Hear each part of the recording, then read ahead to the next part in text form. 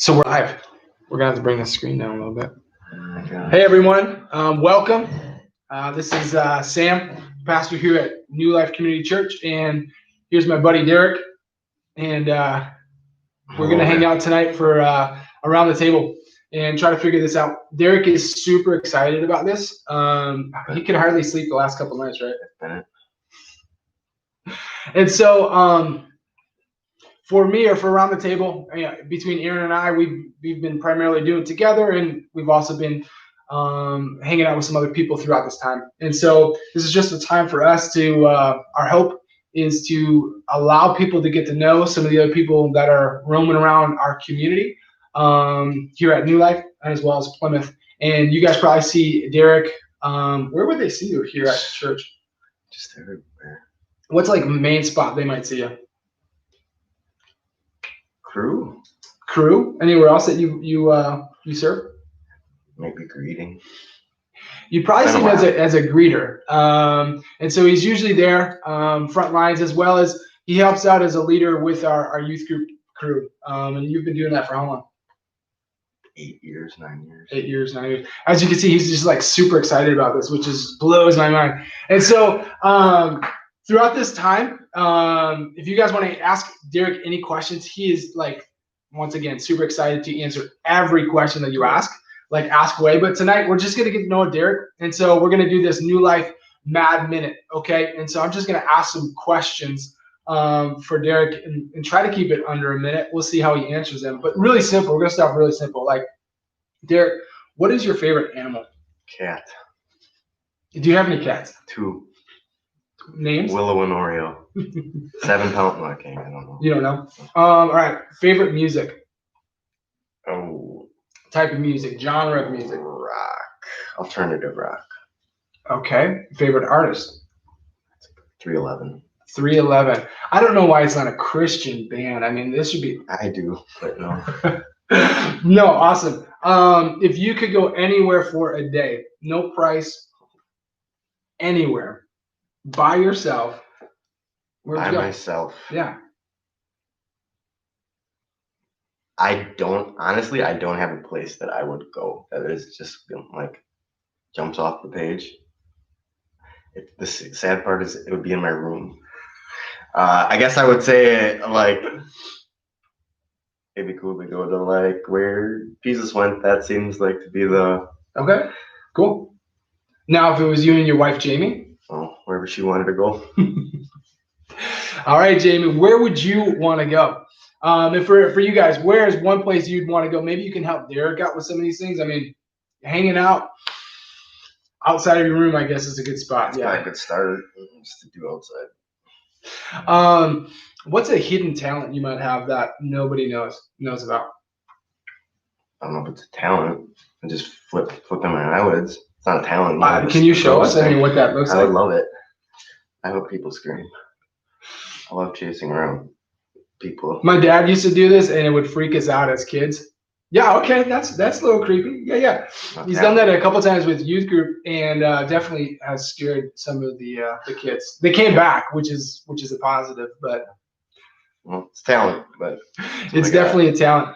And so I know there's a couple of you guys on, and while you're looking at it, please let me know. I know last time I did this with Kate, the picture didn't come in well, so if you guys could just let me know that you're hearing me and that you're also seeing us, as well as we're just doing this live around the table. So we're gonna just jump in and really ask Derek kind of that beginning stage, or wherever he kind of wants to start as far as his faith journey, and where you started along this path, right? And then where you're at today. So I'm just going to kind of let him go, and then I'm going to jump in to maybe reel him back. Derek loves to kind of do his own rabbit holes, which I admire. I can probably do them pretty well too. So Derek, faith journey. Where do you want to start, man? What I want to start off is with there's no delay on this. So like there's no 5-second delay. So I apologize in advance. And then a cool game. Count how many times I say the word All right. So, with my faith journey and where did it start? Yeah. As a kid, Not much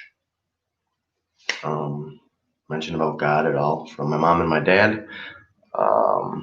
Only kind of thing we got about God was with my grandmothers, praying to them or praying with them, just laying me down to sleep.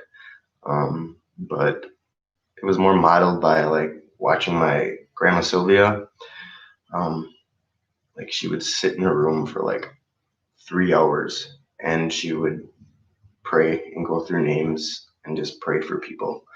And I think that's definitely one of the reasons why I'm here. So what do you mean that's the only reason you're here? Oh, one of the reasons. Well, okay, one of the reasons. Why? Explain that a little bit more. What's the reason? Because there was people in my life, I didn't know she was the only one that I knew openly that I knew that she was praying for people. And I know that she was like, she'd take that time to really like talk to God about me. I don't know what but she really modeled it. And So you're saying prayer is pretty powerful. yeah, I believe that. Yeah, absolutely. No, thank you. And so and I haven't even seen it, but I know a couple people have shared with me how powerful a movie it is. There's a movie called Prayer Room. Have you seen it? Yeah. I've seen it. It's where it took us. But it's something really cool, and something that I think we as people can model to encourage you. And it would be such a cool thing for us as a church, a community, to grow in is this prayer. And as your grandma modeled for you, as the Bible shares with us, as God asks us to, is really go in your door, close your door. So it's not something to brag about, to share about it's your time to be intimately alone with God. And so that's a pretty awesome just explanation, I think, of just how impactful your grandmother was, because it wasn't that year that she was praying or 2 years that his grandma was praying. Decade, right? Yeah. Right? So we want prayer, I think so often we want that to be instant. And yet it's potentially generational, right? It's potentially decades, it's potentially years down the road that those seeds were planted and that they finally come to fruition. And so that's where you're going to continue on with your story. So, the life at home, mom, dad didn't hear anything but saying God's name in vain. Sure. They were pretty, I don't want to say, they were young. They were very ignorant to everything. A lot of drinking, a lot of drugs, a lot of anger. My dad was in a death metal band, like a death metal band where it wasn't even music. It was just screaming. It was like grinding of things. It was very horrible. I just remember pictures all over the place of like eyeballs and just really dark things. Yep. In the basement. Just a lot of, it was all based on Jeffrey Dahmer and stuff like that. Okay. So it was pretty dark. Yeah. And how old were you in that environment, or how long? 1 to 8. 1 to 8. Yeah. I don't know what exact ages. I don't remember a lot about my childhood. And the things that I do they're really traumatic. I guess they would be considered. So again, the only thing I ever, for faith-wise, was my grandma, all my grandmas.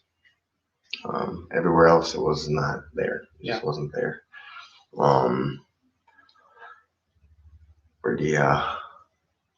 Were you a saint growing up as a kid? That 1 to 8, or maybe that 8 to 16?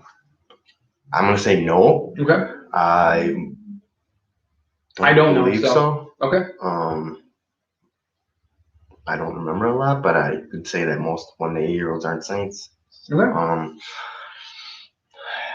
Yeah. I grew up. I had two sisters, a younger one and an older one. I didn't see a lot of the older one at all. but I know that she raised me. But I don't remember it. It was very violent around the home, a lot of anger. Um, and one of the things that I can remember, and this is not to rip on my mom or my dad, like, but it's the truth, is just the one thing I remember traumatic is just me running away from my mom around a corner, and my dad grabbing my mom by her throat and picking her up and putting her against the wall. And I don't remember anything other than that really, but that just shows kind of like where that 1 to 8 was like. Yeah. It was just that unhealthiness. Pretty toxic, right? Pretty crazy. Yeah. And I lived right next to, my grandmother lived on the right. My aunt and uncle lived in the house on the other side. My cousins lived in the house to the back. My uncle lived in the house, like I was surrounded by family. So I always had that place to go. I always had my grandmother's house to go to when things were just way out of hand. And she really loved me and raised me and my sister. And I think she really laid a kind heart in me. And that's not of me, that's of her. And just showing me how to love, whether that was enabling love, a lot of it was. But that's where I went to feel safe. And I did. And I think I had a pretty awesome, even though it was toxic, I think I had a pretty great childhood, hanging around all my cousins all the time, my aunts. And that's probably my favorite times in life was that time. Yeah. Yeah. So were you in the inner big cities? Where did you live? Sheboygan, 8th Street, or 8th and Dillingham. Okay. I don't remember the first 3 numbers. I don't know. I know it doesn't matter, but no, I lived in Sheboygan, grew up in Sheboygan on the south side. And, south side. So represent gangster. Okay. Yeah, I went to school in Sheboygan. Okay. Longfellow. I think I went to a church on a hill. I don't know what it was called. Sure. But yeah. Yeah. So middle school. How about high school? Do you remember much of high school or not really? High school? Yeah. Yeah, I remember a good amount. Okay. I guess where my faith was at that point.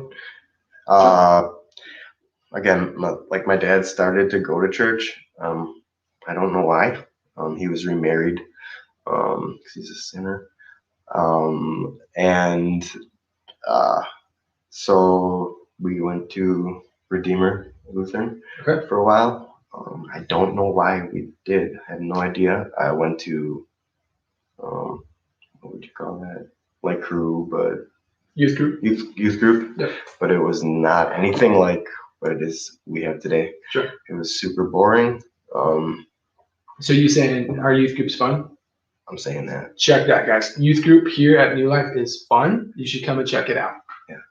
Kids, parents, whoever's watching this. That's not just fun.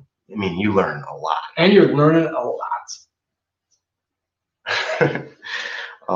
But yeah, it was just going because I think my dad told me to, me and my sister. But nothing deep at all. We'd go every Sunday. And I have no idea why. High school, I considered myself good, but like I was always shy, overweight, and so I always covered everything with humor. That's weird, huh?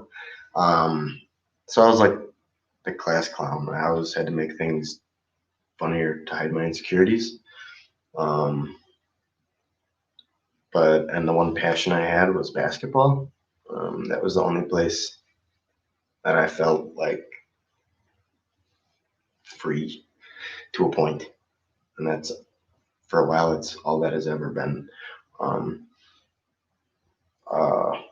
Thing that's helped me and guided me in my times of anger and stuff like that. But again, I was like 200 pounds or something like that. I always thought I was amazing. At basketball or at everything? Well, everything. Okay. That was just me. You told people that, or you just thought that? I probably told people Yeah. Okay. But Was that part of the sarcasm that no, the class clown, or no, that was legit? I would still say that to this day. Okay. Until I actually realized, which yeah.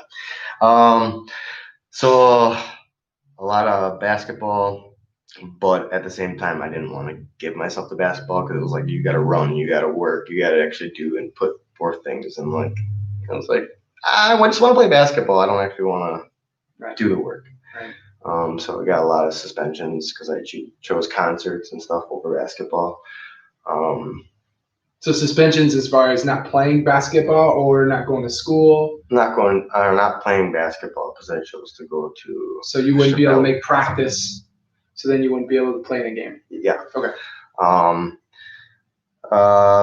didn't drink and do drugs for like the first 2 or 3 years of high school. Okay. I was very against it. Then I don't know how I got into it.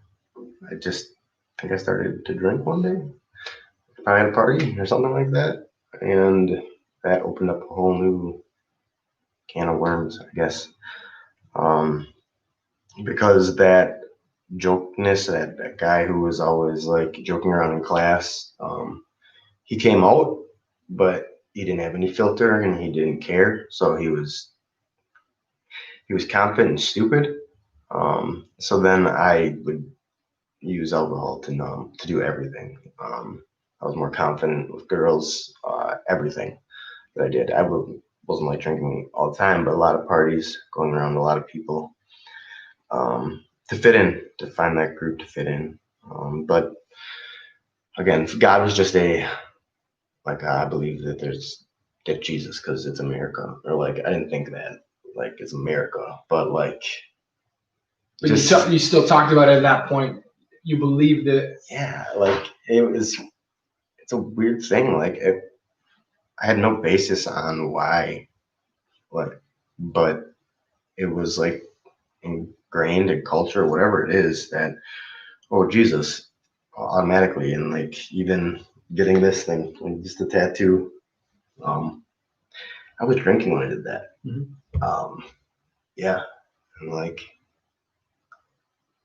I had no reason behind it. I guess as I was young, I always felt like there was something special about me. That sounds weird, but like that there was something more. And now I know that it's not me. It's God that's the special thing. But I always felt like inside there's something more, and that something like big is gonna happen. I don't know where. So are you still waiting for that big thing, or did that big thing happen? I think that big thing has happened. Okay. I don't think that it's what I thought it was back then, like when I was little. Like it was just a feeling of like didn't know what it was, but yeah, it's here now, and I think it's always gonna be here. That special thing. So what is that special thing you think? Well, I know that it's Jesus, but I didn't know that. Yeah. For a very, very long time. You could feel his presence, his spirit. You just couldn't name it. Yeah, I don't know. Yeah, I can't. It's really hard for me to be like, yeah, I could feel his presence, but I don't know who else it would have been. Right. Something greater than you. Well, yeah, that's what it was, and I always felt like that. Even while you were making poor choices in the end of high school, or not really? No. Okay. I don't think God would have been on my mind at all if I was doing any of those things that I was doing. Yeah. So when did you start thinking about that? So at the end of high school, you were drinking, making poor choices, and then you left high school, and then all of a sudden you just had this epiphany? Nope. Okay. So what happened then? Actually, the day after high school, I started to smoke smoke weed. Do drugs? Yeah. Yes. Okay. And so that also led into it. I just continued to go down like a darker path. I had a first girlfriend. She dumped me at the end of my high school year. So then I turned and forced everything into alcohol and everything. Started to get tickets and just getting caught for drinking, and just a lot of anger and rebellion. But nothing got better. My dad said I had to get out. So I moved with my grandma, which was great, but also not, because I used her. I love her, but I took advantage of it. She gave me a house to live in. I still didn't really have much faith and stuff like that, I guess. Again, it was just a thought. Like all that time is just from ages 18 to 23 is kind of like a big messed up blur. Like I remember it, but it's all just. It's a blur because you were making poor choices. Yeah, I mean, I remember those choices. Yeah, absolutely. But it was just like I can't say that there was anything like positive out of it. Yeah. Like that I made any choices or grew in anything. Well, I think the growing, as many of you or many of us have walked through, is the growing is walking through the struggle, right? And then if we're willing to, is be on the other side of it. And I think what we'll eventually get to is now how and what God's using you for. And that what I love to see, and I love to be able to engage with Derek on, is what I hope to get to eventually here tonight. But it takes us, biblically speaking, to be refined, right? To be put into the fire, to walk through the struggles, right? And we either have a choice. We either allow the struggles to continue to bury us, or we rise above, right? We seek a higher power. We seek Jesus, right? And we're able to say that and live out this faith that is so much different than the 18 to 23 or whatever it is, right? Because you're still believing in a higher power there. Your higher power is you or that addiction, whatever it is. It's different, right? And so what happened at I'm hearing 23. It sounds like there's a cutoff there, or not? I have to try to sum it up. Is I guess during those times of getting arrested, of getting all that stuff, is there was a lot of crying out to God. Even though I didn't really have a relation to him, I always felt just horrible. Like So in the worst times, even though you didn't believe in him, you still thought enough that there's a God there that's going to help me. Like, yeah, it was more of a get me out of this. Yeah. Like get me out of, getting pulled over, drinking, driving, going to jail.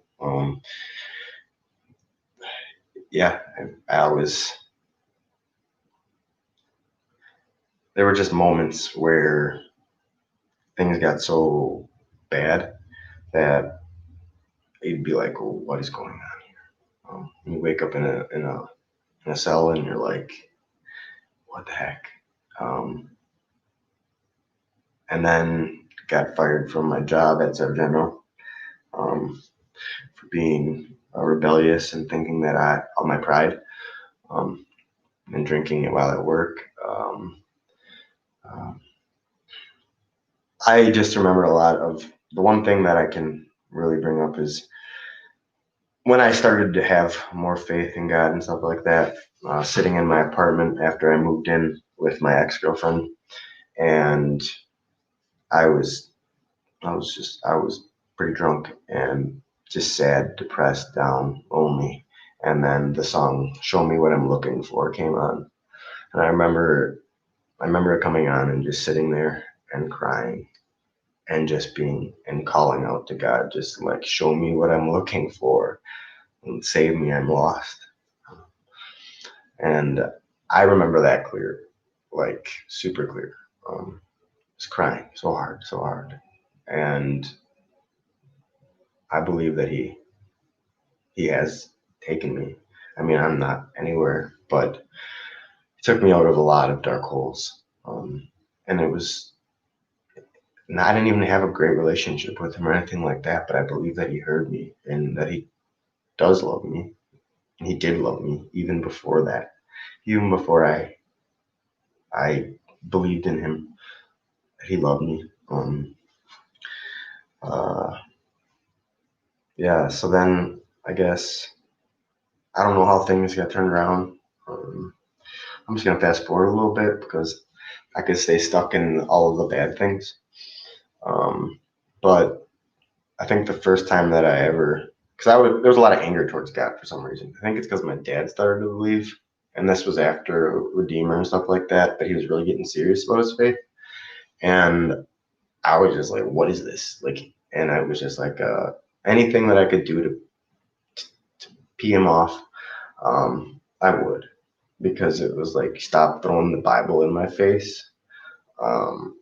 And I remember just one day flicking him off, and then we got in this huge fight, and I ran outside and I said, if there's a God, why doesn't he just show himself to me? Right there. And I remember looking up at the sky and being like, where is he? He could just show himself if he wanted to. He should just do that. And I just remember my arrogance in that. But it was real. And I think a lot of people struggle with that. Like, why don't you just show? And little did I know, like, he was going to show himself. It just wasn't the way that I wanted, in signs and in whatever.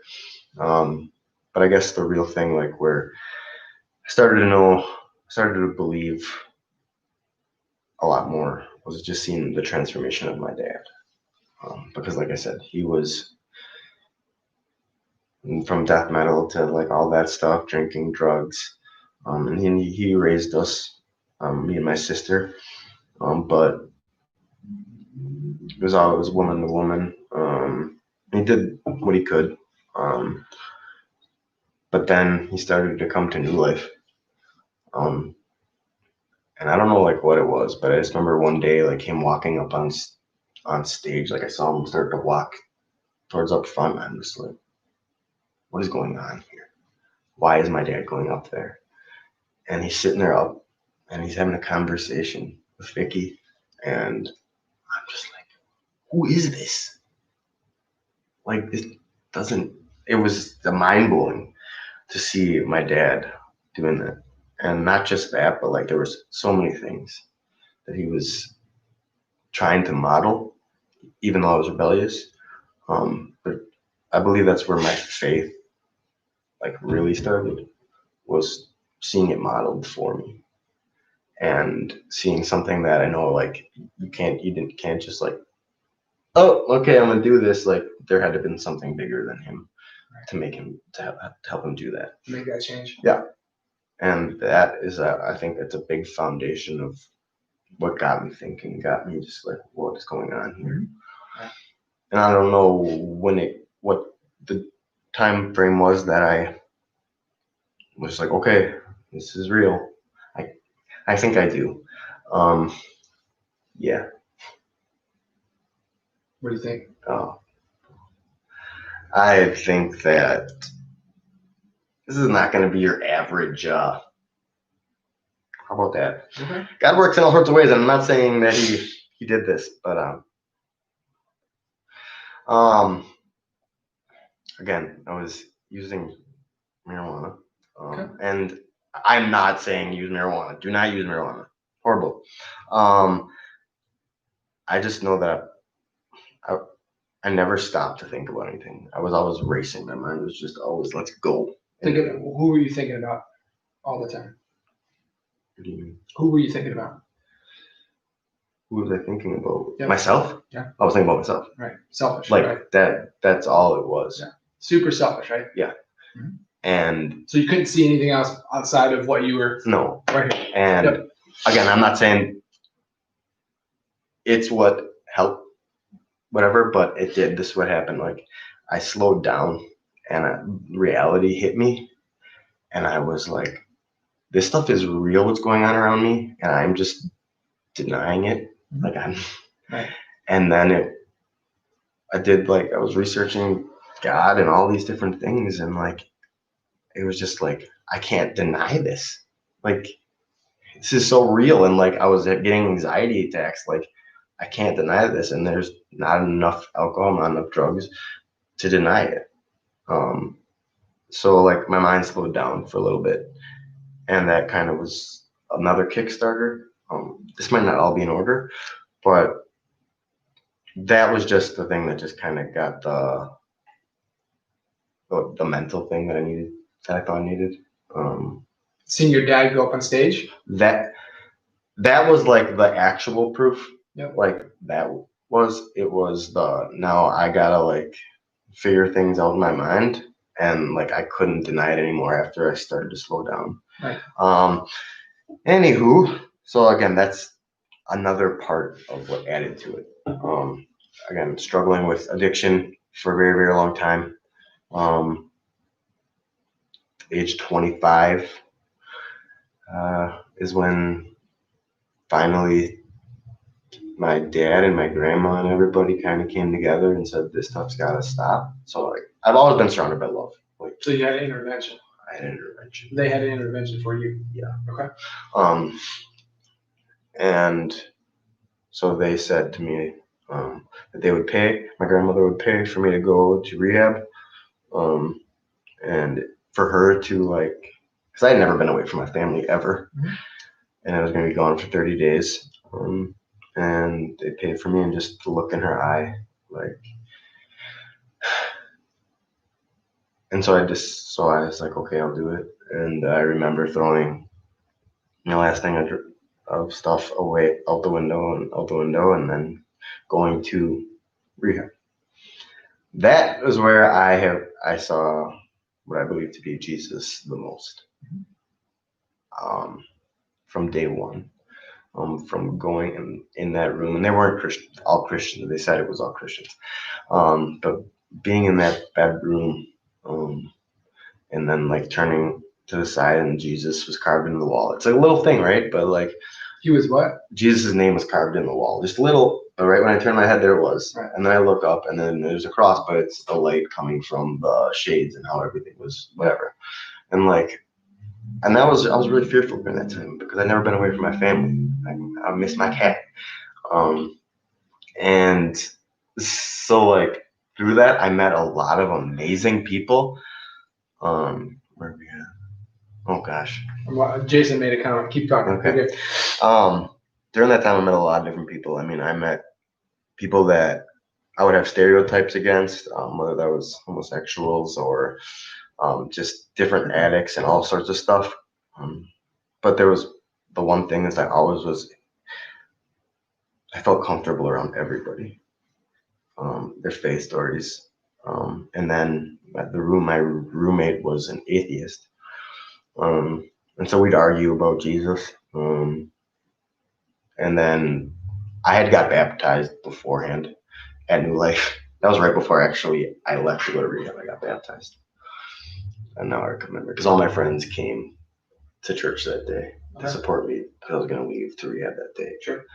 And but one thing that really stands out from rehab was the guy who was an atheist, who was all against everything that I thought I stood for and everything. I remember one of the counselors, and I was holding my baptism photos, and I just kept on bringing up Jesus, and she stopped, looked at me, she goes, "Why do you have to continue to bring up Jesus? Why is that your answer to everything?" And she's just like laying into me. And the atheist, his name was Peter. He stands up, and he's a 50-year-old man. He's got a stick, and he's just, and he goes, "I don't believe in what Derek believes in, but he's my brother." And he's like, "So you can lay off of him," and like just was speaking love towards me and defending me. And I walked out of that room just bawling, and like he was behind me. I turned around and we just held each other. Yeah. And from there on, like the conversation and dialogue was open, and we talked about his faith and why he didn't believe and all this stuff, and we ended up becoming super tight. And again, he was 20, 30 years older than me. Right. But just great conversations, great people. How did it feel to be defended? It was amazing. And especially for it to be somebody who says that they don't believe. Yeah. That was the God right there. Like, are you kidding me? The one person that I wouldn't have expected to stick up and stand up for me did. It was, it was nothing better. It felt so good to just, oh, he's got my back. I don't know why, but he's got it. And then just to hold him and just that, whatever barriers we had broken, just like that. Yeah. So that was just another highlight. They thought I was on drugs the whole time I was there, which was hilarious to me. They checked my room all the time. So why do you think they thought you were on drugs? Because I always was like, I want to say weird. That was me. I'm all over the place. I can be high energy and all that stuff, and they would just be like, he's on something. He's on something. Right. But then you're also, and as I'm cutting you off, sorry.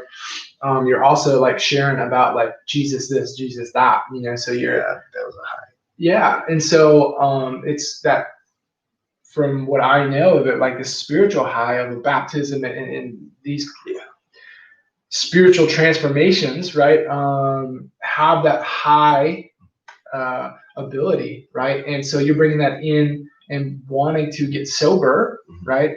And so that's another potential high, right? And so I could totally see that. Continue on your story. So yeah, then I guess made it through 30 days. I was supposed to go to Salvation Army in Milwaukee for another 6 months. I didn't end up going there. I want to say thank God. I don't know what would have happened.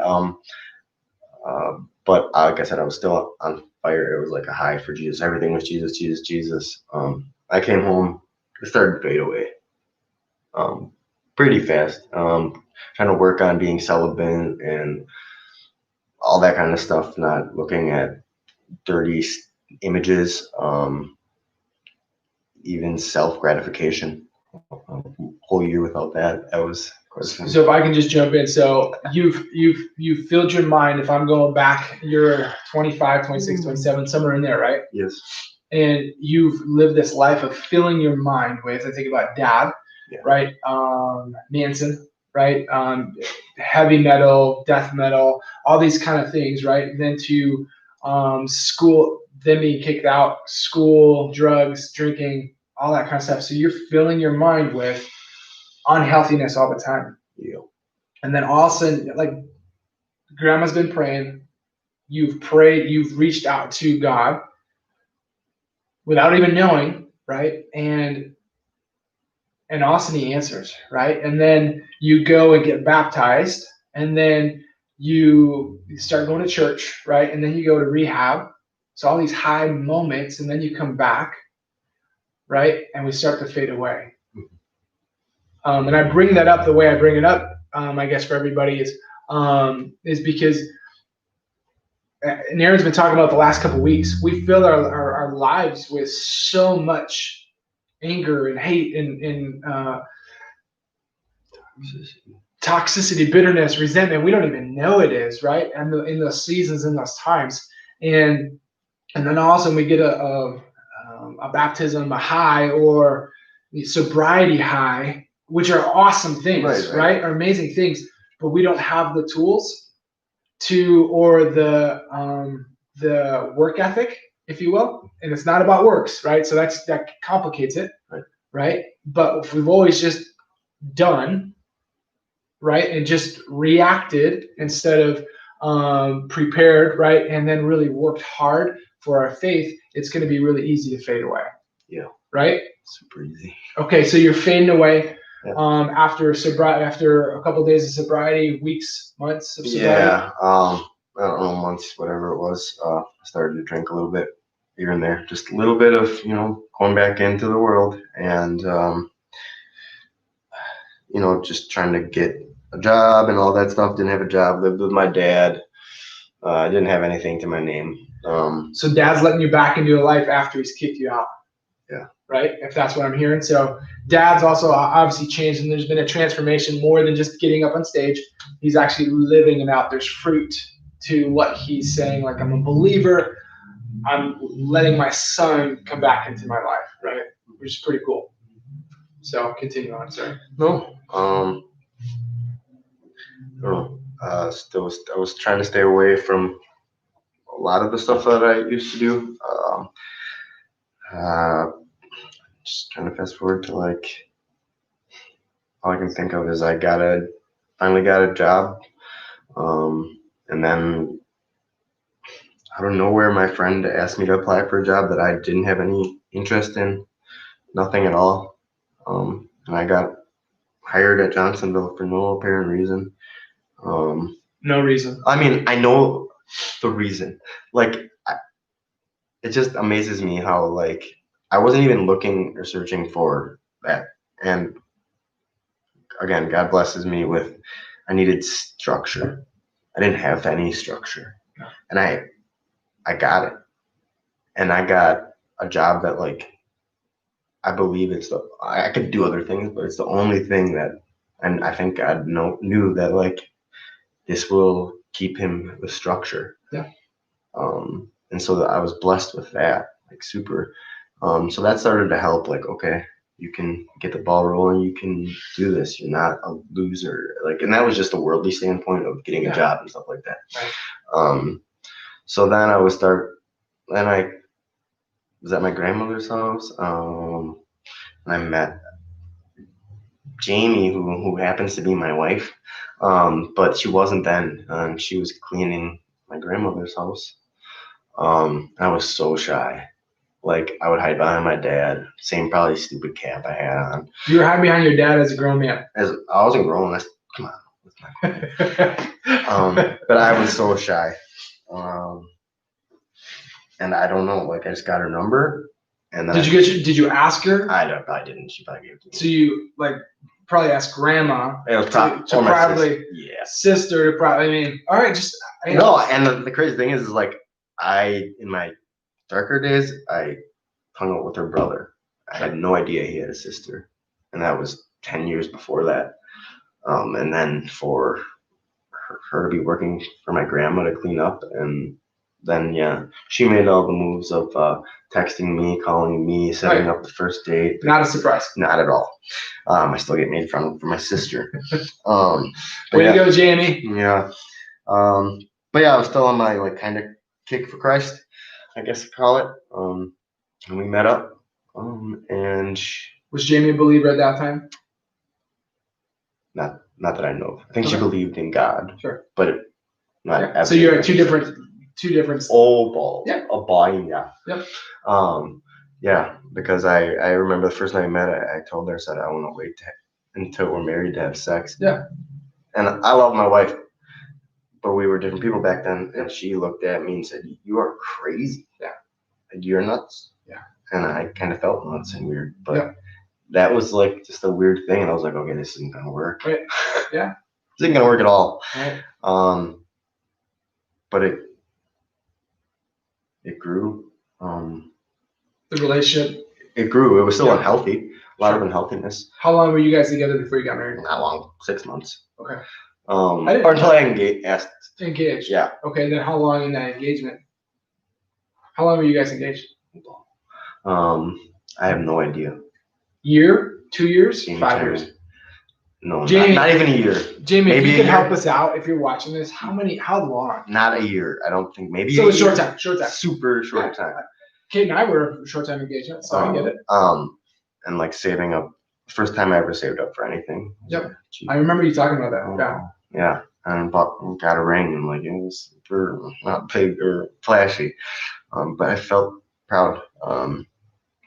And I don't know what it was. She was still in her stuff. Yep. Gosh, there's so much stuff. Two messy people, right? You both were kind of a mess. I mean, you still messes. Yeah, absolutely. Super but God brought you together. Yep. Craziest spot, right? Grandma's house. She's cleaning, and here we are, right? 4 years married. Gonna be 5. Yep. You're right. Yeah. So I'm talking him into it right now. So Derek got married, I think a month or something like that prior to Kate and I, which is pretty funny.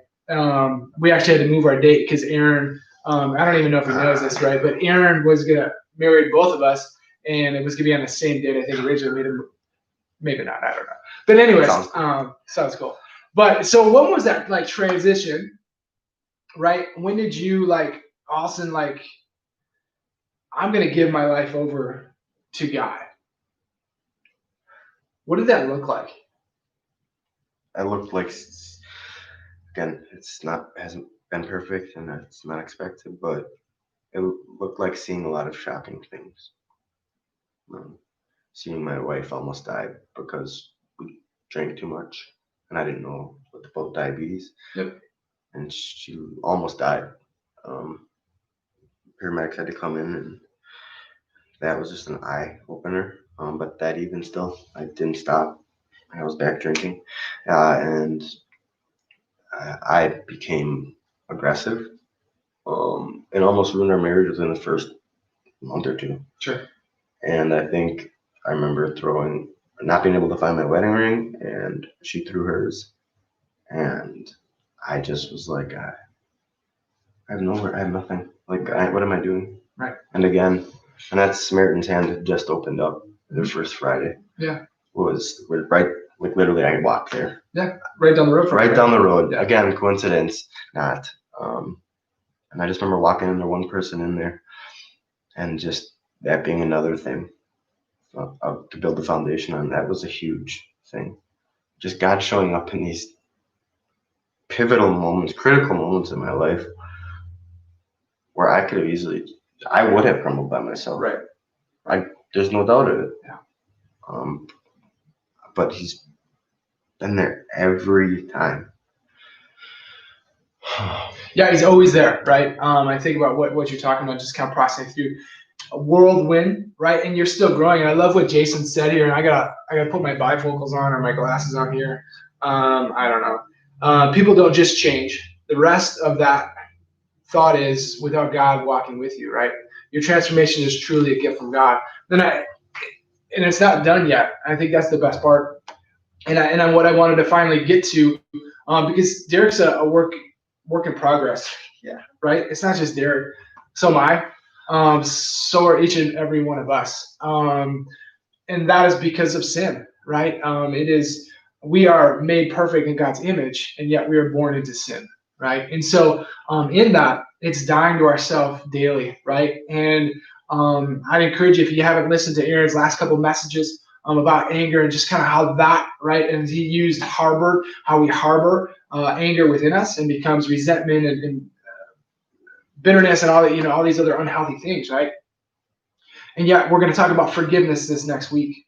And so I could feel it even within Derek on just the different ways he talks about it. And this is some of the things him and I go back and forth on, of just the hardest thing we're ever going to do is forgive ourselves, right? And just being able to feel that on my brother and be able to feel that even within people we talk to, of how hard that is because of the things we know we did back whenever it was, right? And yet that's what we're called to do, right? And why I'm bringing all that up is because it's been cool for me to see as the associate pastor walking through life with Derek and Jamie, and more with Derek because he helps lead our youth, him having these one-on-one conversations with the youth, right? You engaging in small groups with young men, boys that have similar home lives, right? That don't know where their higher power is, where Jesus is in their life, right? Don't have a dad or a dad that leads in a healthy way. And so I bring that up because even while Derek was a young man or a boy, right, Jesus was still in his life. God was still in his life and still tending to him, still loving him. And the transformation is today, Derek is speaking to lives of young men, of boys in our church, in our community. Derek goes to school when it was open, right, to volunteer. It's kind of a joke, but not really. But he would go there to volunteer with kids in elementary school and giving of his time to serve, to love on other kids. And I know the depthness of that is like he wished that someone would have done that for him when he was that age, right? And I think so much of it is we have the opportunity to speak into each other's lives, and we can banter or talk back and forth and hear each other's story, encourage each other. And my hope in Aaron and our hope is that we're able to get all of us on here, right? So that we don't have enough time on a Sunday, right? And we don't have enough time every day, so just to hear little bits and pieces of Derek's story, right? And I encourage you guys to, you see him on a Sunday. Please ask.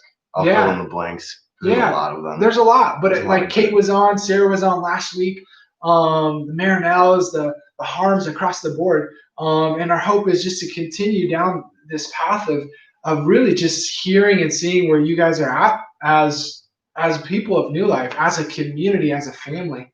It's not perfect. It's ugly a lot of the times, and yet God is consistent in it, and He loves you, right? And those are hard concepts to understand because we beat ourselves up so much. So before we go, we got to get going here a little bit. Derek, what is God doing in your life right now? What are some things that He's just speaking to you? What's on your heart? What's the next step in your journey? The biggest thing right now is definitely my marriage. That's been, but like now it's in full spin, is communication with my wife, us tending to each other, working together, and communicating, which we have never done well.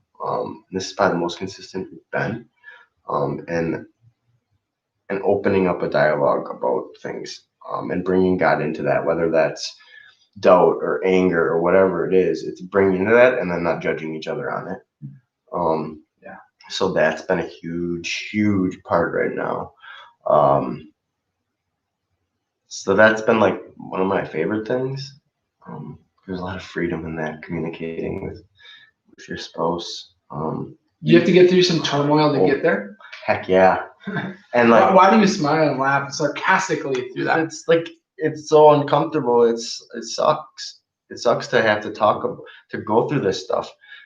But then on the other end, even after you just have all of that, the relief, the release, the weight that is lifted off because you're getting to know each other more, and the realness of the vulnerability. It's just getting to know that person, right?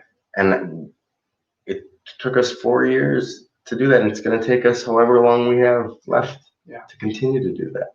So that's been the greatest, like one of the best things, and hardest things all at the same time. And she's been an inspiration for me a lot of the time. Most of the time I see God through her. And that's probably hard for her to take in, and it's hard for me to tell her that. But I see God working in her all of the time. Right. I mean, not every second, but like a lot. Yep. I need to get better at telling her that. Celebrating it, right? Yeah, celebrating her. Yep. Also, lately, it's just been how I look at everything. Yeah. Just how I've been taught, brought up, what I've listened to, all these things, kind of realigning my worldview to a sense, and looking at like repentance. That's been the thing that's been keep on popping out, is repentance. And I'm like, well, what is that? I mean, I know what it is, but do I know what it is? Right. And that's been like, oh, well, okay. I'm struggling through that. And I have to dig deeper into that too. And that's where I'm at right now. Yeah. Yeah. That's awesome. Yeah, repentance, right? That's it's not an easy one to do, right? To turn away, to ask for forgiveness for our sins, and then to turn the other direction, right? To give that to God and say, take this from me. I'm no longer going to be doing that, holding that grudge, yelling at my wife, sending me text, whatever it is, right? Even if it's back, years ago, taking that other drink, which then leads to another, or whatever it is, right? Yeah. All of us have that one thing or many things. And so I love that, right? Repentance is huge. And just to ruminate or sit on that is super important. Because we can say it real quickly. Yeah. Just like I think about this word forgiveness, we can say I'm forgiven, But I really understand the depthness of that. And because, yeah, it's messy, right? And yet it's amazing all at the same time, right? Because we don't deserve to be forgiven. And yet his grace, this gift we are given, right, is here. So, and we'll talk more about that this Sunday. But anything else you want to leave? With? So, can people be praying for you for your marriage? Always and forever. Yeah. I think people say that. Anything else? There's way too much. Okay. So please ask me. So maybe I should write things down. Because Kate, you make this look way too easy. You did great, dude. Yeah. So if you guys would, and we'll just end in prayer, but we started off in that, and the most powerful thing we can ever do is pray for one another. Pray for brothers, sisters, marriages. Marriages are attack. We're under attack every single day. I would challenge every single second of every minute of every hour of every day. And that's where God says, his word says, pray without ceasing. And that is hard, right? But I think that is just like anything else we do. We need to practice, right? And the more we practice, the better we get at it. And prayer isn't just like this. It's so much more than just closing our eyes, holding our hands, right? It's so much more than just going in and closing the door. Those are all necessities, I think, because those are us surrendering. And that key surrender that word is pretty powerful. And so pray for Derek's marriage, pray for my marriage, pray for the marriages, pray for new life, for this world.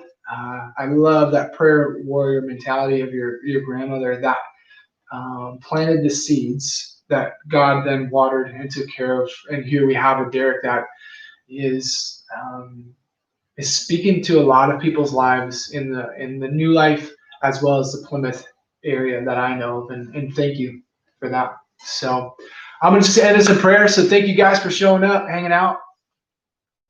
So, Father God, I thank you for my brother Derek. I thank you for our time.